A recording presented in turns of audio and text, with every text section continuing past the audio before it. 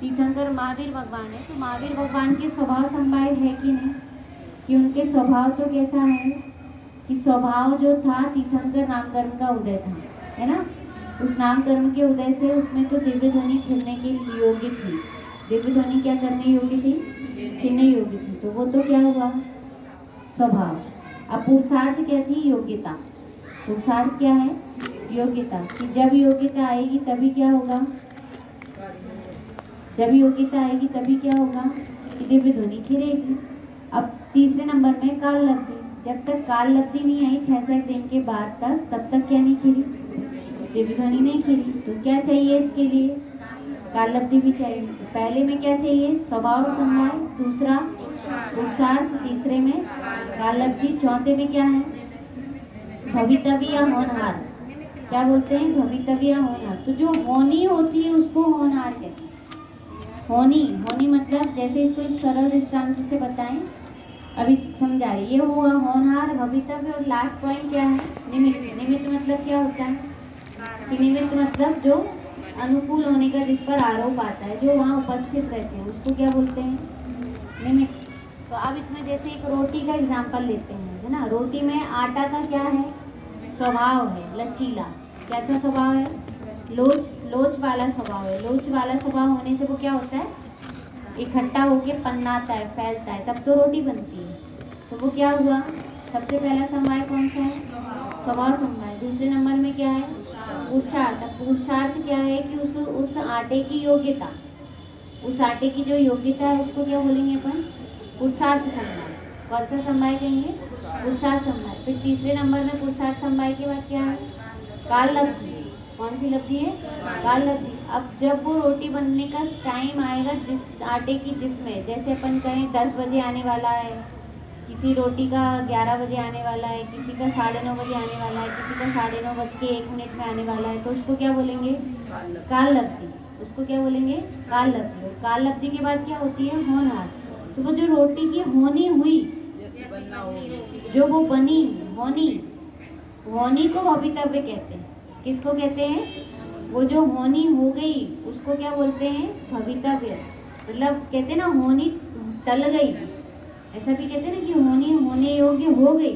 तो होनी होने योग्य हो गई कह के यही कहना चाहते हैं कि वो भवितव्य जो भू धातु से बना है, भू मतलब होना होता है, और होना किसमें होता है कि उसमें वो परिणमन गया, वो परिणम गया, तो जिस रूप में परिणम गया वो होनी, और जिस समय में परिणमा वो काल लब्धि, और जिस रूप में परिणमा वो क्या कहलाएगा, वो होनी कहलाएगा। अब वो होनी हुई, और होनी में भी निमित्त कौन था कि जिसने बनाया, कि किस कौन कौन निमित्त था कि अग्नि भी थी, बटा बेलन थे, गैस टंकी थी, आटा गीला हो गया तो पानी भी था, है ना, उसमें नमक भी था। तो ये सब चीजें क्या थी कि निमित्त था, ये सब क्या था, निमित्त था। तो इसलिए इसको क्या कहा, निमित्त समवाय। तो ये कितने समवाय होते हैं, 5। तो इसलिए कहा था कि दिव्य ध्वनि खिरने में कितने समवाय होते हैं, 5 समवाय होते हैं, ठीक है।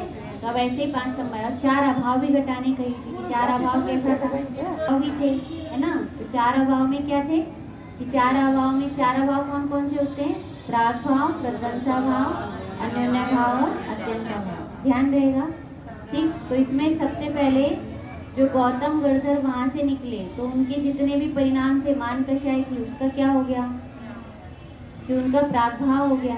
तब तो जैसे ही किस में आ गए, समोशरण में आए, और समोशरण में मान स्तंभ देखा, तो मान स्तंभ देखते ही उनको क्या हुआ, बाजू में बैठ गए थे तो मान स्तंभ दिखता कैसे, हाँ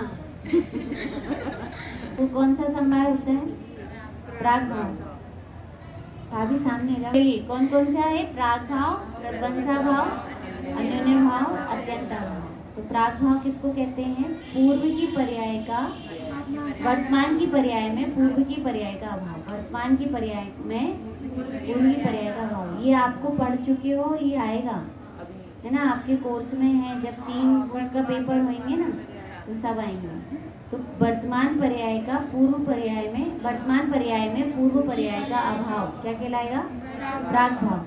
तो जो गौतम गिरधर थे उनकी वर्तमान पर्याय में कौन सी पर्याय का अभाव हो गया, पहले तो वो विश्लाक्षी नाम की पर्याय का अभाव हो गया, उस भाव का, क्योंकि उस भाव में उन्होंने क्या की थी कि मुनिराज पर उपसर्ग की थी। और कैसा उपसर्ग की थी? छोटा मोटा नहीं, बहुत बड़ा उपसर्ग की। तो वो हो गया प्राग भाव। उसके बाद क्या हुआ? प्रध्वंसा भाव। अब प्रध्वंसा भाव किसको कहेंगे? कि भविष्य में होने वाला केवल ज्ञान, उसका भी उनमें क्या है? अभाव। तब तो वो गणधर बनेंगे। पहले गणधर कैसे बन जाएंगे? यदि पहले केवल ज्ञान हो जाएगा तो गणधर कैसे कहलाएंगे? इसलिए उनकी भविष्य की पर्याय का वर्तमान पर्याय में अभाव, उसका नाम क्या हो गया? प्रध्वंसा भाव। अब प्राग भाव, प्रध्वंसा भाव, उसके बाद तीसरे नंबर में क्या है? अन्योन्य भाव। अन्योन्य भाव किस में लग जाएगा? कि वहीं पर दिव्य ध्वनि खिल रही है और वहीं पर उनकी द्वादशांग रूप बुद्धि चल रही है, तो एक पुद्गल पर्याय का दूसरी पुद्गल पर्याय में अभाव। तो वो गौतम गणधर जी की जो, गणधर देव की जो क्या चल रही थी? बुद्धि चल रही थी, या उनका जो ज्ञान विकसित हो रहा था, जो बुद्धि रूप परिणाम, ज्ञान नहीं कहेंगे, जो बुद्धि चल रही थी, उस बुद्धि का दिव्य ध्वनि रूप भाषा वर्णा में, भाषा वर्णा का उसमें अभाव, वो कौन सा अभाव कहलाएगा? अन्योन्य भाव कहलाएगा। और वहीं पर ज्ञान का, केवल ज्ञान और उनके मन है पर्याय ज्ञान, उनका 4 ज्ञान। कितने ज्ञानधारी हो गए थे गौतम गणधर? 4 ज्ञानधारी थे। और भगवान कितने ज्ञानधारी थे?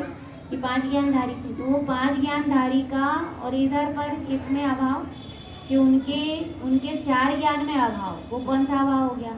वो अत्यंत अभाव हो गया। कौन सा अभाव हो गया? अत्यंत अभाव। ऐसे ही आपको थोड़ा थोड़ा लगाना है। जिसने लिख के लाए वो लिखकर सुना, लिखा वाला सुना दे।